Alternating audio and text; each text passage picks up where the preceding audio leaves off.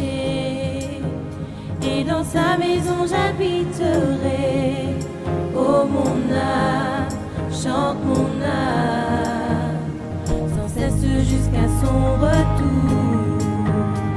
Mon âme chante son amour tous les jours, tous les jours. Oui, toujours le bonheur et la grâce m'accompagneront devant sa face, dans sa présence, tellement de joie, tellement de joie. Et tant qu'il se trouve auprès de moi, aucun mal, mon âme, tu ne crains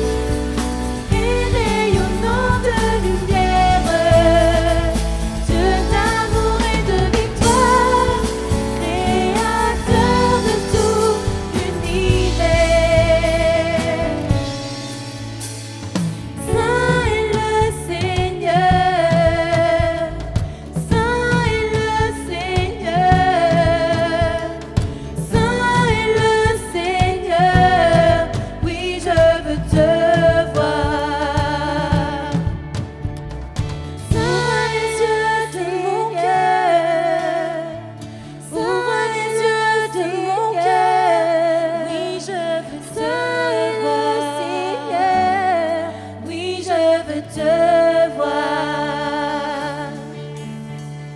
Saint est le Seigneur. Saint est le Seigneur. Oui, je veux te voir. Oui, je veux te voir. Saint est le Seigneur. Saint est le Seigneur. Saint est le Seigneur. Oui, je veux te voir. Admirer dans toute ta gloire et rayonnant de lumière, Dieu d'amour et de victoire, créateur de tout l'univers. T'admirer dans toute ta gloire et rayonnant de lumière, Dieu d'amour et de victoire, créateur de tout l'univers. Saint est le Seigneur. Saint est le Seigneur.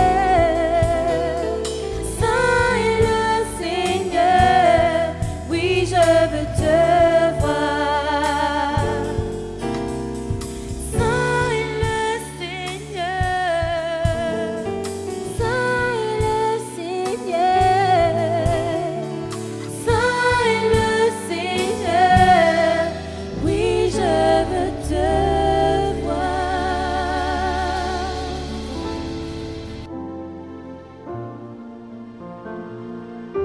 Bonjour à tous, bienvenue sur le site officiel des Assemblées de Dieu de l'île de la Réunion, vie.re. Nous reprenons nos émissions, c'est la rentrée sur vie.re et nous voulons partager la parole de Dieu. Nous prions que Dieu vous bénisse et que Dieu parle à vos cœurs à travers la parole de Dieu. Aujourd'hui, nous allons parler de la foi. Et c'est quelque chose de très important. Nous sommes tous conscients que nous avons besoin de la foi. Et l'évangile dans Hébreux 11, c'est vraiment le panthéon de la foi. Et dans Hébreux 11, du verset 1 à 3, nous lisons ceci. « Or, la foi est une ferme assurance des choses qu'on espère, une démonstration de celles qu'on ne voit pas. Pour l'avoir possédée, les anciens ont obtenu un témoignage favorable. C'est par la foi que nous reconnaissons que le monde a été formé par la parole de Dieu, en sorte que ce qu'on ne voit n'a pas été fait de choses visibles. » Et je pense qu'à l'île de la Réunion, nous sommes bien placés pour reconnaître que tout ce que Dieu a fait est merveilleux et tout ce que nous voyons, la nature, les animaux, la végétation, c'est vraiment Dieu qui l'a créé par la parole. Et c'est par la foi que nous confessons que toutes ces choses ont été créées par la parole. Un petit peu plus loin, il y a un verset très important aussi. Il est dit « Or, sans la foi, il est impossible de lui être agréable. Car il faut que celui qui s'approche de Dieu croie que Dieu existe et qu'il est le rémunérateur de ceux qui le cherchent. » Nous pouvons dire qu'il est impossible de séparer la foi à la vie chrétienne. Nous pouvons dire qu'il est impossible de séparer la foi de notre communion avec Dieu, car c'est par la foi que nous pouvons avoir part à la présence de Dieu. Impossible de séparer la foi de notre salut, parce que c'est par la foi que nous sommes sauvés et non pas par les œuvres. C'est par la foi que nous pouvons aussi expérimenter la grâce de Dieu et des délivrances. Et également, nous pouvons dire qu'il est impossible de séparer la foi de la prière, car notre prière est agréée de Dieu si nous prions dans la foi. Le verset 6 qu'on a lu tout à l'heure, il est dit « Or, sans la foi, il est impossible de lui être agréable. » Et nous prenons conscience de l'importance de la foi. On a tous conscience que sans la foi, eh bien, c'est impossible d'être agréable à Dieu. Toute la Bible parle de la foi, même les 3 premiers mots. Nous avons besoin de la foi pour avoir la révélation de l'existence de Dieu. Au commencement, Dieu. Si nous avons cette foi, eh bien, de confesser que Dieu est à l'origine de toutes choses, et sans cette foi, ce livre reste un livre religieux, ce livre reste un livre de cérémonie, mais par la foi, nous confessons que Dieu n'a ni commencement ni fin, il est à l'origine de toutes choses. Si aujourd'hui, on ferait un micro-trottoir ou un sondage et on demanderait à quiconque, avez-vous la foi? C'est presque, je dirais, une provocation de demander à quelqu'un s'il a la foi. Bien sûr que j'ai la foi. Tout le monde dira, je crois, je crois. Mais prenons connaissance que la foi, c'est plus que la croyance. Nous pouvons croire que Dieu existe, mais cette foi-là, elle ne nous rend pas agréables au Seigneur. La Bible dit que les démons croient que Dieu existe et ils tremblent. Leur condition ne change pas, ils restent toujours dans le tourment. Et nous avons besoin de la foi qui vient de l'Évangile afin de vivre des expériences, avoir une vie de foi. Il est dit 4 fois dans l'Évangile, le juste vivra par la foi. Et la foi doit impacter notre vie. J'aimerais vous raconter une petite anecdote. Il y avait un village où il y avait beaucoup d'agriculteurs, il y avait vraiment la sécheresse et le pasteur de la région avait décidé de faire une réunion de prière spéciale pour que la pluie tombe.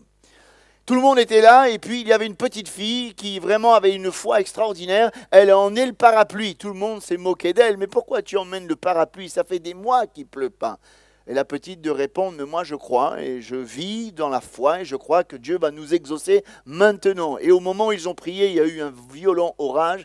Ils sont tous rentrés sous la pluie, sauf la petite qui avait eu la foi. Elle a manifesté les œuvres de la foi. Elle avait le parapluie, elle est rentrée chez elle au sec. Voilà la foi. Elle nous amène à vivre des expériences. Maintenant, j'aimerais voir simplement quelques points sur la foi. Premièrement, il y a cette foi naturelle, c'est-à-dire nous avons tous cette capacité à avoir des raisonnements, une intelligence. On essaie de comprendre ce qui est écrit dans la parole de Dieu, mais ce n'est que la déduction intellectuelle. C'est ce qu'on appelle la foi naturelle. La foi qui est le fruit de notre intelligence, de nos raisonnements, de notre compréhension, de notre capacité. Mais ce genre de foi ne pourra pas nous amener à vivre de grandes expériences. On va vivre des choses très terre à terre. Je peux assimiler cette foi de la croyance. La foi n'est pas une adhésion intellectuelle à niveau de la parole de Dieu. On peut lire l'évangile, mais s'il n'y a pas la révélation du Christ, nous restons dans le stade de la foi naturelle, la foi qui est comme une croyance. Nous avons besoin d'aller plus loin pour pouvoir vivre une expérience avec Jésus. Deuxièmement, nous pouvons dire qu'il y a la foi qui nous révèle le Sauveur, la foi qui sauve. Cette foi nous est donnée par la parole de Dieu. Elle nous révèle le plan de salut. Dans Éphésiens 2, versets 8 et 9, il est dit « C'est par grâce que vous êtes sauvés par le moyen de la foi. Cela ne vient pas de vous, c'est le don de Dieu. Et ce n'est point par les œuvres, afin que personne ne se glorifie. » La foi que Dieu fait naître dans notre cœur lorsque nous nous mettons à l'écoute de l'Évangile, elle a un but premier. Le but premier de l'Évangile, c'est de nous communiquer la foi pour nous révéler la puissance du Sauveur qui est Jésus-Christ. Et lorsqu'on se met à l'écoute de la parole de Dieu, il se passe un miracle. Dieu nous donne la foi qui nous montre que sans Jésus, nous sommes perdus. Nous sommes vraiment coupables, pécheurs, perdus, rejetés, voués à l'enfer. Et la foi qui sauve signifie que l'homme, quel qu'il soit, se reconnaît pécheur et accepte Christ comme sauveur et comme seule espérance. La foi qui sauve, c'est l'engagement de quelqu'un avec le puissant sauveur qui est Jésus-Christ, comme dit la parole de Dieu dans Actes 4, 12. Il n'y a de salut en aucun autre nom, car il y a sous le ciel aucun autre nom qui nous a été donné par lequel nous devions être sauvés. Et lorsque Jésus nous communique la foi, qui est la grâce de Dieu et un don de Dieu, c'est d'abord pour que nous puissions vivre le salut et avoir l'assurance de notre salut. Je prends un exemple dans les évangiles où Jésus allait de lieu en lieu, faisait du bien. Il y avait une femme atteinte d'une perte de sang dans Marc 5. Elle s'est frayée un chemin, bannissant tous les interdits religieux et toutes sortes d'autres choses, puisqu'elle était une personne avec une hémorragie, elle n'avait pas le droit de s'approcher des autres et ni du Seigneur. Mais la foi fait qu'elle a renversé toutes sortes d'interdits, elle a touché le Christ. Jésus a dit, mais qui m'a touché? Les disciples disent, mais maître, tout le monde te touche, tu demandes qui t'a touché. Jésus reconnut qu'une force l'avait quitté. Et cette femme, elle a été guérie. Mais voilà ce que Jésus a dit. Ma fille, ta foi t'a sauvée, va en paix, tu es guérie. Sois guérie de ton mal. Et je vois ici que le Seigneur amène les priorités. Tu seras sauvé. Il parle de la foi qui t'a sauvé premièrement. Ensuite, nous donne la paix avec Dieu, la paix avec soi-même. Ensuite, l'expérience. Et c'est là que beaucoup se trompent. Ils veulent d'abord vivre des expériences extraordinaires, expériences de délivrance, de miracles. Oui, Dieu n'est pas avare d'expériences, de délivrance et de miracles. Mais s'il nous donne la foi, c'est d'abord pour nous emmener à son salut, à sa paix, à sa justice, à sa lumière, pour voir la révélation du sang de Jésus qui nous purifie de tout péché. Oui, si la foi nous est communiquée par l'Évangile, c'est d'abord pour que nous puissions prendre possession de notre salut. Ensuite, si on avance dans la foi, troisièmement, il y a cette foi qui est vivante, agissante. Après que la foi de Dieu est née dans notre cœur et nous est révélée la grandeur et la grâce de ce salut, elle va se développer en nous, elle va nous amener à vivre des expériences au quotidien, saisir et vivre les promesses de Dieu, la nouvelle naissance, le baptême du Saint-Esprit, la délivrance, le cœur nouveau. Mais on ne peut pas vivre ces choses si nous n'avons pas saisi d'abord notre salut. 2 Corinthiens 5, verset 6, il est dit « Nous sommes donc toujours pleins de confiance et nous savons qu'en demeurant dans ce corps, nous demeurons loin du Seigneur car nous marchons par la foi et non par la vue. Pour marcher dans la foi, par la foi et triompher de tous nos ennemis, il faut d'abord être debout. Et pour être debout, il faut avoir la révélation du Christ Sauveur. C'est pour ça que Christ nous donne, au travers de la parole de Dieu, le salut, la foi pour être sauvé, pour être debout, pour ensuite marcher de victoire en victoire contre le diable, contre le monde, contre la chair, contre le péché, contre la tentation, contre toutes sortes de faiblesses. C'est ce que Jacques appelle les œuvres de la foi. Dans Jacques chapitre 2, verset 17, il est écrit « Il en est ainsi de la foi, si elle n'a pas les œuvres, elle est morte en elle-même. » La foi doit nous emmener à vivre la liberté en Christ. La foi sans les œuvres, il y a quelque chose qui manque. On va vivre la foi. Jacques ne dit pas que nous sommes sauvés par la foi et les œuvres, sinon ça remettrait en cause le salut en Jésus. Il n'y a qu'un seul sauveur, il est unique, c'est le Christ. Mais parce que la foi nous est donnée, automatiquement ça va impacter nos vies. On va vivre par la foi, on va vivre des expériences de délivrance, de renouvellement, de régénération, de baptême du Saint-Esprit. Mais pour vivre les expériences et les promesses de Dieu, il faut d'abord quitter cette foi naturelle pour entrer dans la foi qui sauve, pour ensuite marcher par la foi agissante et vivante qui nous emmène d'expérience en expérience. Les œuvres ne sont pas la racine de la foi, mais ce sont que les fruits, les conséquences. Allons plus loin. Il y a la foi naturelle, terre à terre, raisonnement humain. La révélation du Christ, la foi qui sauve, la foi qui révèle le Sauveur, la foi agissante et vivante. Quatrièmement, on peut dire qu'il y a l'expérience du don de foi. C'est un moment précis, une situation précise que Dieu nous donne le don de foi. C'est un don spirituel, comme il est écrit dans 1 Corinthiens chapitre 12, où il est dit « À un autre la foi par le même esprit ». C'est un don spirituel. Où Dieu, dans un moment précis, une situation précise, d'épreuve, de difficulté, de maladie, d'incompréhension, il nous donne la foi parfaite, la foi de Dieu, la foi qui ne tremble pas, la foi qui ne doute pas. C'est la foi, le dépôt de Dieu par le Saint-Esprit dans notre cœur afin de surmonter les difficultés. En résumé, la foi de Dieu qui agit au travers nous, on ne l'a pas tous les jours. Personne ne peut dire « moi j'ai le don de foi ». Il passe, il donne le Seigneur pour un instant T, pour une situation précise, et c'est le résultat de notre communion avec le Christ.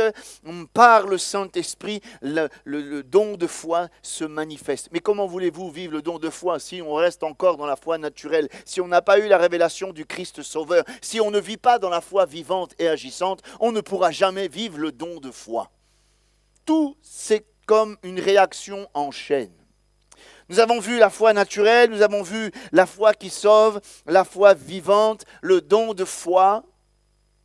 Ça pourrait peut-être être mal interprété, porté à confusion, mais il y a une seule source de la foi. Il y a peut-être plusieurs manifestations, mais il y a une seule source. Quelle que soit la manifestation de la foi qui est agréable au Seigneur a pour source la parole de Dieu. Ce n'est pas une expérience. Une expérience ne peut pas être la source de notre foi. Une ambiance ne peut pas être la source de notre foi. Un attachement intellectuel, un mouvement ne peuvent pas être la source de notre foi. L'apôtre Paul le dit dans Romains 10, 17, la foi vient de ce qu'on entend vient de la parole de Dieu, de Christ. Encore faudrait-il s'arrêter un instant sur le mot entendre. On peut entendre, écouter et entendre. Entendre, c'est considérer, assimiler, s'approprier. Et la foi, c'est la parole de Dieu vivante en nous par le Saint-Esprit. Donc, on peut amener une déduction très simple. Prier comme les disciples en se disant « Augmente-nous », la foi est une très bonne chose. Mais si on ne lit pas la parole de Dieu, si on ne la médite pas, on ne la met pas en pratique, notre foi restera stérile, notre foi restera très terre à terre. Mais c'est en étant rempli de la parole de Dieu que Dieu nous communique la foi comme un don extraordinaire. Donc, la source de la foi, ce n'est rien d'autre que la parole de Dieu. Si vous voulez avoir une foi plus grande, nous vous encourageons à lire la parole de Dieu, à la méditer et à la mettre en pratique. Ne tombons pas dans ce piège d'une foi basée sur l'ambiance. Ne tombons pas dans le piège d'une foi basée sur une expérience. Le seul fondement sûr pour la foi qui est agréée de Dieu, c'est la parole du Seigneur, l'Évangile. Alors on va essayer d'aller un peu plus loin en réfléchissant sur la foi. Dans l'Évangile, nous pouvons remarquer que la foi est souvent associée à autre chose. La foi, premièrement, est associée à l'amour. La foi sans l'amour, elle ne sert à rien, elle est morte. C'est ce que Paul dira dans 1 Corinthiens 13, verset 2. « Quand j'aurai les dons de prophétie, la science de tous les mystères et toute la connaissance, quand j'aurai même toute la foi jusqu'à transporter les montagnes, si je n'ai pas l'amour, je suis rien. » Pour que la foi soit agréée de Dieu et efficace, nous devons l'associer à l'amour. C'est ce que Paul dira aux Galates, chapitre 5, verset 6. « Car en Jésus-Christ, il n'y a ni circoncision, ni l'incirconcision n'a de valeur, mais la foi qui est agissante par l'amour. » L'amour de Dieu, l'amour de la parole, l'amour du royaume de Dieu. On va tout faire, non pas par motif d'intérêt, mais on fait tout pour la gloire de Dieu et par amour. Allons plus loin. La foi est aussi associée à la fidélité. D'ailleurs, c'est la même racine. Je prends un exemple. Monsieur, madame, ils se sont unis par les liens du mariage parce qu'il y avait l'amour. Quand il y a l'amour, il y a la confiance. Quand il y a la confiance, il y a la fidélité. Et la foi nous s'est associée à la fidélité à la parole de Dieu, à la volonté de Dieu, à nos engagements en tout temps, en toutes circonstances, attachés, comme Pierre le dira, « Seigneur, où irions-nous? Tu as les paroles de la vie éternelle. » Nous vivons des temps difficiles, des temps de confusion. Mais la foi qui découle de la parole de Dieu nous aidera à nous attacher au Seigneur et à être fidèles à ses commandements, à sa volonté, à ce qu'il dit dans sa parole. Et nous-mêmes, nous serons fidèles dans nos engagements. C'est ce qui nous rendra agréables aux yeux de Dieu. Troisièmement, la foi est associée à la persévérance. Vous avez sur l'image un petit escargot qui est presque arrivé sur la ligne. Il est presque arrivé, mais il lui faut de la persévérance. La Bible dit que celui qui persévérera jusqu'à la fin sera sauvé. Et nous avons besoin de persévérance. Parce qu'on a un objectif dans ce salut merveilleux qu'on a reçu en Jésus-Christ. C'est le ciel. C'est l'espérance de chaque chrétien. Il nous faut la persévérance. Nous avons besoin de persévérer dans la foi envers et contre tout, malgré, je dirais, les luttes, les combats. Et même si, lorsque nous prions, nous ne voyons pas tout de suite la bénédiction de Dieu arriver, l'accomplissement des promesses de Dieu arriver dans notre vie, nous devons persévérer. Un peu comme Jacob qui a dit « Je ne te lâcherai pas tant que tu m'es béni ». Un peu comme Élie dans la prière où il avait une sécheresse, il priait, il a demandé 7 fois à son serviteur, regarde s'il n'y a pas un nuage. Il y avait un petit nuage, pas plus grand que le paume de la main. Il a prié jusqu'à ce que la pluie tombe. Il ne s'est pas relâché. Même Jésus nous a donné un enseignement dans Luc 18 avec l'histoire de la veuve et du juge inique. Eh bien, la veuve a prié avec persévérance. Elle a vraiment été dans la persévérance. Et la foi ne peut pas être séparée de la persévérance. La foi nous permet de tenir bon envers et contre tout et attendre l'heure de Dieu. Cette foi qui nous permet de persévérer, voilà, c'est quelque chose qui est important, c'est la parole de Dieu. Quatrièmement, la foi est associée à la souffrance. Dans Hébreux, chapitre 6, verset 11, nous désirons que chacun de vous montre le même zèle pour conserver jusqu'à la fin une pleine espérance, en sorte que vous ne vous relâchiez point et que vous imitiez ceux qui, par la foi et la persévérance, héritent les promesses. La foi qui découle de la parole de Dieu ne dépend pas des circonstances. Pourquoi ? Si ma foi, si votre foi, s'appuie sur cette parole, qui est la parole de Dieu, qui est Dieu, puisqu'il est dit dans l'Apocalypse, chapitre 19, verset 13, son nom est la parole, Jésus est la parole. Jacques dira qu'il n'y a en Dieu ni changement, ni ombre de variation. Il est écrit que le ciel et la terre passeront, mais mes paroles ne passeront point. Autrement dit, c'est quelque chose de stable, la parole de Dieu. Si ma foi repose sur la parole de Dieu, peu importe les circonstances d'adversité, d'incompréhension, de solitude, d'oppression, de souffrance, d'épreuve, ma foi reste inébranlable malgré la souffrance. La foi, la force de la foi, c'est Dieu en nous, la parole de Dieu en nous. Demeurons fermes dans nos sentiments par rapport à la foi, parce que cette foi ne repose pas sur une émotion, mais sur le roc, la parole de Dieu. Paul et Silas, ils étaient en prison, ils auraient de quoi peut-être se lamenter, mais leur foi ne s'appuyait pas sur sur une ambiance ou quelque chose d'autre, mais puisque c'était sur la parole de Dieu, même dans la prison, ils ont chanté les louanges, parce que le contexte n'avait pas trop d'importance. Ce qui comptait, c'est d'être en communion avec leur Seigneur. Gloire à Dieu. Cinquièmement, la foi est associée à la soumission à la parole de Dieu. Et là, c'est un point très important.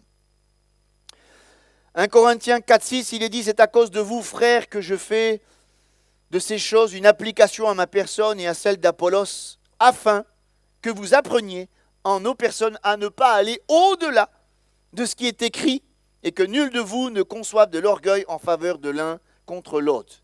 La foi qui découle de la parole de Dieu, elle ne peut pas aller au-delà de ce qui est écrit. Notre foi ne peut pas aller au-delà de la volonté de Dieu, dans le sens où on va rester dans la soumission à la parole de Dieu. Beaucoup se trompent. La foi, ce n'est pas l'audace. Certains pensent, face à certaines situations, projets, devant certaines opportunités, ça passe ou ça casse. Et des fois, ça ne passe pas parce que la porte est fermée. La foi, ce n'est pas l'audace. La foi, ce n'est pas le résultat de nos rêves. Attention aux rêves. La Bible dit que le rêve vient d'une multitude de pensées. Et ne dites pas amen à tous les rêves. Les rêves, parfois, peuvent nous jouer des tours. Je ne dis pas que Dieu ne peut pas parler dans un rêve ou dans une vision nocturne. Ce n'est pas ça le problème. Mais je dis que la parole de Dieu est beaucoup plus fiable que parfois les rêves qui peuvent nous induire en erreur. La foi n'est pas le souci de l'intelligence. Nous comprenons, nous avons la révélation du Christ. Et si je dis que j'ai la foi, je serai forcément soumis à l'autorité de la parole de Dieu. Je vais obéir à la parole de Dieu. Jamais la foi va nous emmener à être au-delà de ce qui est écrit. Elle nous garde dans la parole de Dieu. Et enfin, pour terminer, la foi peut être forte ou elle peut être faible. Dans Romains chapitre 14, il est dit ceci au verset 1er, « Faites accueil à celui qui est faible dans la foi et ne discutez pas sur les opinions. » La foi peut être faible. Qu'est-ce qui pourrait rendre une foi faible ? À La Réunion, on nous dit souvent, Goni vide, il ne tient pas debout. Imaginez que vous ne mangez pas pendant plusieurs jours. Vous allez peut-être tenir une journée, 2 jours, mais au bout de 3 jours, l'estomac va crier, vous allez être faible. C'est normal. Et je crois que la foi devient faible lorsqu'on ne la nourrit pas. Il est dit dans Matthieu 4, 4, l'homme ne vivra pas de pain seulement, mais de toute parole qui sort de la bouche de Dieu. Et nous avons besoin de cette nourriture, on a besoin de cette manne au quotidien. On a besoin de nourrir notre âme, de fortifier notre foi à travers la parole de Dieu chaque jour. Il y a une parole, c'est comme la manne. Il ne prenait pas la manne d'hier parce qu'elle était plus bonne. Il ne prenait pas la manne de demain parce qu'elle n'était pas encore arrivée. Il ne prenait pas la manne des autres. Parfois, on a tendance à aller chercher une parole sur ceci, une pensée du jour pour cela. Ça peut être bien, mais ça ne fortifie pas notre foi. La foi, c'est la parole de Dieu. Et lorsqu'on nourrit notre âme de la parole de Dieu, notre foi est renouvelée, elle devient forte. Et d'ailleurs, c'est ce que Jean dira dans 1 Jean chapitre 2, verset 14. « Je vous écris, jeunes gens, parce que vous êtes forts et que la parole de Dieu demeure en vous. Vous avez vaincu le malin. » Nous avons besoin d'une foi forte dans ces temps difficiles. Et plus on va lire la parole de Dieu, plus on va la lire, plus on va la méditer, plus notre foi sera forte et on pourra faire face à toutes sortes d'éventualités, à toutes sortes d'adversités, à toutes sortes de tempêtes, parce qu'on aura des racines solides dans la parole de Dieu. Alors je vais terminer avec un verset très important qui revient 4 fois dans la parole de Dieu. Le juste vivra par la foi. Alors je vous encourage à sortir de cette foi terre à terre, c'est le raisonnement, le foi intellectuelle, elle vous emmènera à vivre des expériences très terre à terre. Priez Dieu lorsque vous lisez la parole de Dieu d'avoir la révélation du Sauveur, la révélation du Christ, c'est la foi qui sauve, qui vous met debout. Et en lisant la parole de Dieu, vous allez avoir cette foi vivante et agissante qui vous permet de marcher d'expérience en expérience et être délivré de tout ce qui a triomphé de vous. Et selon la grâce de Dieu, dans certains moments, en étant fidèle, Dieu vous donnera un don de foi qui vous permettra d'avoir une foi inébranlable, quelle que soit l'épreuve à laquelle vous traversez. Et puis, on va vivre la foi sans aller au-delà de la parole de Dieu, même s'il y a la souffrance, parce qu'on sait qu'on s'appuie sur le roc, même si nous, on va trembler, mais le roc sur lequel nous avons construit notre vie, il est solide. Alors, mes amis, que Dieu vous bénisse, et je vous encourage vraiment à lire la parole de Dieu dans un esprit de prière, et laissez le Seigneur vous parler. Et à chaque fois qu'il donnera une parole sur votre cœur, elle sera digne de votre foi, elle va vous fortifier. Alors, mes amis, retournons à l'essentiel. L'essentiel, c'est la parole de Dieu. Que Dieu vous bénisse, puissiez faire l'expérience d'une foi renouvelée par la parole. Nous allons prier quelques instants le Seigneur. Merci Seigneur pour la parole de Dieu. Elle est source de salut, elle est source de vérité, source de foi. Je te prie que chacun d'entre nous et tous ceux qui ont écouté ce message puissent se remettre à la lecture de la parole de Dieu. C'est là que tu te révèles, c'est là que tu nous communiques la foi, c'est là que tu nous fortifies même dans la foi. Père, que nous puissions revenir à l'essentiel, la parole de Dieu. Je te bénis, je te rends grâce pour ta parole. Dans le nom de Jésus, nous te prions. Merci Seigneur. Amen. Que Dieu vous bénisse et nous vous disons à très bientôt.